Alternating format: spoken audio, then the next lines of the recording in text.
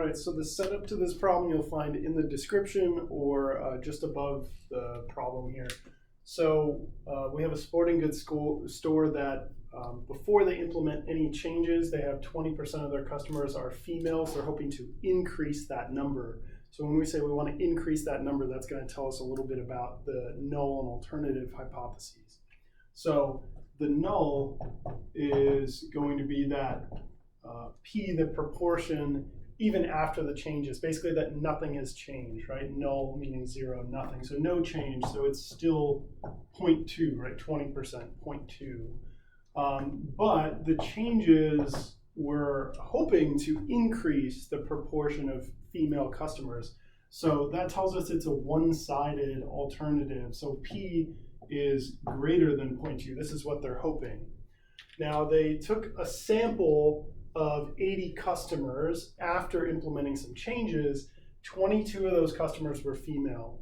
So there's a couple ways to think about that. So what that actually tells us is the P hat value. So the sample proportion value, remember this is X over N. So however many successes, in this case, a success would be if the customer is female. So 22 female customers out of a total of 80. I would leave this as a fraction in general. Sometimes the decimal version is nice, it terminates, but other times it might be something that keeps going, and so we round it and we kind of run into some rounding issues. So leaving it as a fraction is totally fine. Suppose we want to run this test at the alpha equals 0.05 level.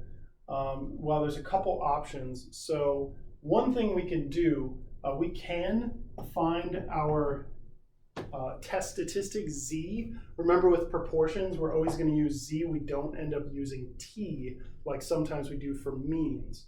So proportions, Z, we're going to say, okay, well, what's the difference between what my sample said and what my null hypothesis says, right? This 0.2 is P naught, the assumed value under the null hypothesis. Then we're going to divide by our standard deviation, or standard error. So this is,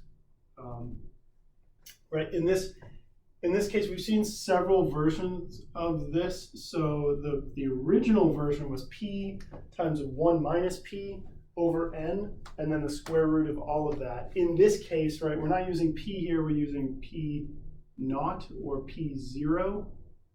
So we're going to use that 0.2 value.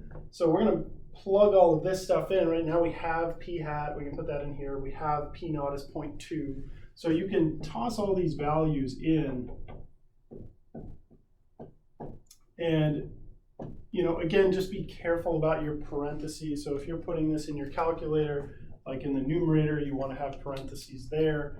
And then in the denominator, make sure that your square root is encompassing all of this stuff. So 0.2, 1 minus 0.2, and then divided by N, which is 80. So it should be the square root of all of that stuff. So when you calculate that, you can find your test statistic Z.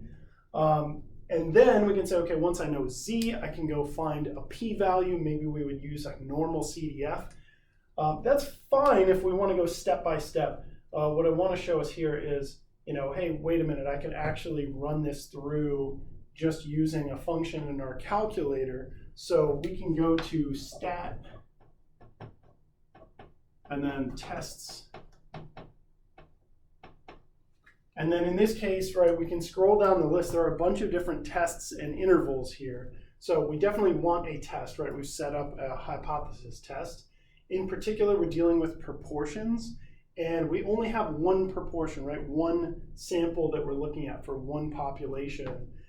So we're not looking at two proportions, but rather one. So it's going to be a one prop Z test. Again, Z, you won't even see an option in the list for a T test. So it's a one prop Z test.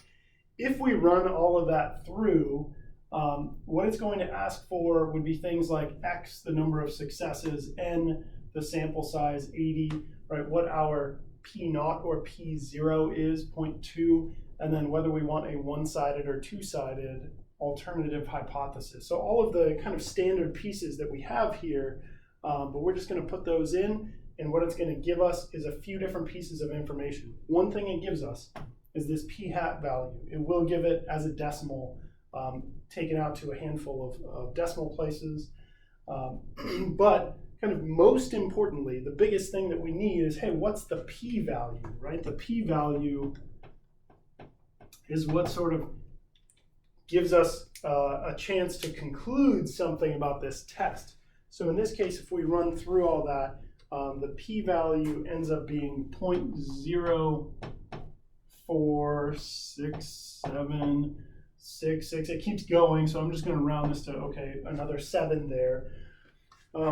Long story short, right, we get this p-value, and we're saying the p-value is the likelihood under this assumption, right? We always assume the null is true. And then we say, what is the likelihood? What's the probability of getting sample results like ours if this is true? So it turns out that sample results like ours or more extreme, right? We would sort of shade in this case, I guess, to the right. So what's the probability that we would get these kind of sample results or something more extreme? Well, it would be about 4.677% of the time. Now that's less than our alpha value of 0.05. So our results are below our cutoff. We said anything that happens less than 5% of the time, that's suspicious, right? That gives us evidence that maybe our assumption is wrong.